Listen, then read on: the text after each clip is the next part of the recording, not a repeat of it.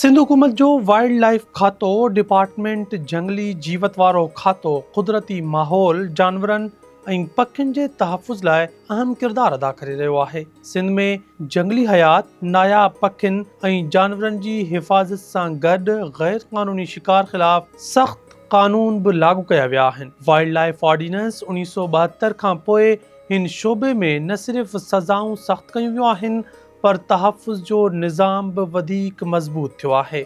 Sindh wild life department जो बुनियादी मक़सदु आहे जंगली जानवरनि ऐं पखियुनि जे तहफ़ुज़, प्रोटेक्शन ऐं बक़ा कंज़र्वेशन खे यक़ीनी बणाइणु। वाइल्ड लाइफ डिपार्टमेंट जो जेको कमु आहे उहो असल में कंज़र्वेशन आहे, प्रिजर्वेशन आहे, मैनेजमेंट एंड जेके बि वाइल्ड लाइफ स्पीशीज़ आहिनि उनखे प्रोटेक्ट करणा ऐं उन जी कंज़र्वेशन आहे।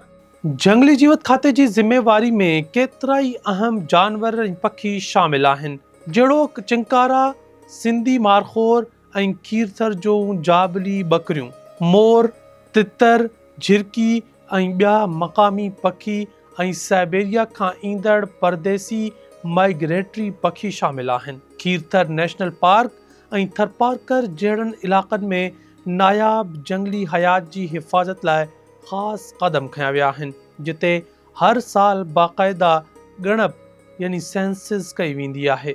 जंगली जीवत खाते जे डिप्टी कंज़र्वेटिव मुमताज़ अली सुमरो मूजिब थरपारकर में मोरनि जी आबादी बाबति ग़लति ख़बरूं गर्दिश में आहिनि, पर हक़ीक़त में मोर न मुआ आहिनि, सिर्फ़ कुझु कमज़ोर थिया हुआ जिन खे खुराक फ़राहम कई पई वञे। डिस्ट्रिक्ट थरपारकर में मोर आहे, मोर तमामु घणी तादाद में मौजूदु आहे।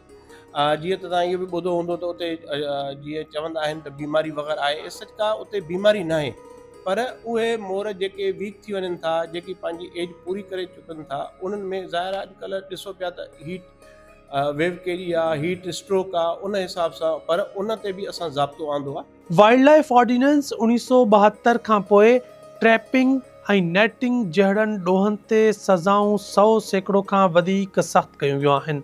अॻु में जेकी ॾंड 50,000 रुपया हुआ, हाणे उहे वधी 20 लख रुपयनि ताईं पहुची विया आहिनि। गैर क़ानूनी शिकार ते सख़्त क़ानूनी कार्रवाई कई वञे थी ऐं अदालतुनि ज़रिए बि वॾा जुर्माना लागू कया विया आहिनि। ताज़ो थरपारकर में हिरण जे गैर क़ानूनी ट्रैपिंग जो केस साम्हूं आयो, जंहिंमें अदालत तरफ़ां 4 लख रुपयनि जो ॾंड लागू कयो वियो। साॻी तरह हिकु ॿिए केस में 7 तितरनि जी गैर क़ानूनी शिकार ते 1,30,000 रुपया जुर्मानो कयो वियो। जेको असांजो ऑर्डिनेंस 1972 हुयो, एस सच उहो ई असांजो एक्ट एंड रूल आहे, पर हिन में असांजूं जेके तरमीमियूं थियूं आहिनि उहे जेके अॻे सज़ाऊं घटि हुयूं इलीगल हंटिंग में, ट्रैपिंग में, नेटिंग में, उहे तमामु 100% खां मथे वधी वयूं उन हिसाब सां। ऐं इन खां अलावा जेके इलीगल हंटिंग जिथे बि थिए थी उन लाइ सज़ाऊं ऐं उन लाइ फ़ाइन, उहे जेके फ़ाइन अॼु खां ऑर्डिनेंस 1972 मुताबिक़ जेकॾहिं 50,000 हो त हिन टाइम तक़रीबन असांजो उहो 20 लख रुपए ताईं बि असां उन ते फ़ाइन कंदा आहियूं।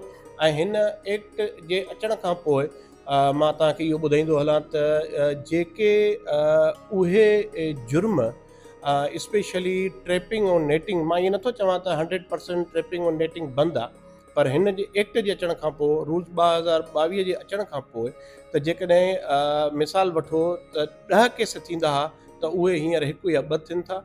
इन में तव्हां इहो ॾिसंदव त रिसेंटली जेको थरपारकर में हिकिड़ो हरण जी ट्रैपिंग थी ऐं उन जो शिकार थियो, त उन में 1 हरण ते असीं जेको आहे कोर्ट जे ज़रिए फ़ाइन जेको आहे उन ते 4 लख रुपया कयो, जॾहिं त तारीख़ में कॾहिं बि ईअं न थियो आहे। ऐं हिकिड़ा शिकारी आया उते जन उते तितर मारिया ऐं 7 तितरनि ते असां उन्हनि ते 1,30,000 रुपया जुर्मानो कयोसीं। वाइल्ड लाइफ डिपार्टमेंट मूजिब कानून में 2 क़िस्मनि जा ॾोह आहिनि, बेलेबल ऐं नॉन बेलेबल। ऑर्डिनेंस खां पोइ ट्रैपिंग ते मुकम्मल पाबंदी लागू कई वई आहे। माहिरनि मूजिब कराची खां हैदराबाद ताईं वधंदड़ आबादी ऐं सोसाइटियुनि जी तोसी सबबि कुझु मक़ामी नस्लनि ते असरु पियो आहे, पर मजमूई तौर पखियुनि जी हिफ़ाज़त लाइ कोशिशूं जारी आहिनि। सिंध वाइल्ड लाइफ डिपार्टमेंट जो चवणु आहे त हाथी ऐं शींहं सिंध जे वाइल्ड लाइफ जो हिसो न आहिनि ऐं उन्हनि जो तहफ़ुज़ इलाक़ाई माहौल मुताबिक़ कयो वञे थो। हाथी जीअं तव्हां नालो खयो, या जीअं अव्हां चयो शींहुं, इहा असांजी सिंध वाइल्ड लाइफ जी स्पीशीज़ न आहे। हा, इहा एक्ज़ोटिक स्पीशीज़ आहे। जेकॾहिं कोई इम्पोर्ट करे हिते घुराइनि था त उन्हनि जो हिकिड़ो तरीक़ेकार मौजूदु आहे। बाक़ी शींहुं वग़ैरह ऐं हाथी जेको आहे उहो असांजी wild life, Sindh wild life जी हेबिटेट में न आहे। असां वटि तादादु वाइल्ड लाइफ डिपार्टमेंट जी वधी आहे, घटी न आहे। मां सवाइ कुझु कराची जा एरियाज़, फॉर एग्ज़ाम्पल जीअं तव्हां कराची खां हैदराबाद वञो था त लेफ्ट एंड राइट ते सोसाइटीज़ जेके नी ठही वयूं आहिनि, उन हिसाब सां जेकी असांजी लोकल स्पीशीज़ हुई उतां जी, जीअं उते सेंट ग्रोव्स आहे या पंहिंजो पार्टिजिस आहे, उन में घटिताई इन जे करे थी आहे त उहो जेको आहे सो कंस्ट्रक्शन जो कमु हले थो। ज़ाहिर आहे पोइ वाइल्ड लाइफ जेकी आहे सो उहा डिस्टर्ब थिए थी। बाक़ी ओवरऑल जेके बि असांजा इलाइक़ा आहिनि, असांजो बिल्कुलु हंटिंग ते, ट्रैपिंग ते, नेटिंग ते बाक़ाइदा ज़ाब्तो आहे department. Sindh wild life department हुकूमत Sindh mid winter waterfowl census 2026 मूजिबि सिंध जूं डंडूं, डेम ऐं साहिली इलाइक़ा लखें पखियुनि जी रिहाइश जो मर्कज़ बणियल आहिनि।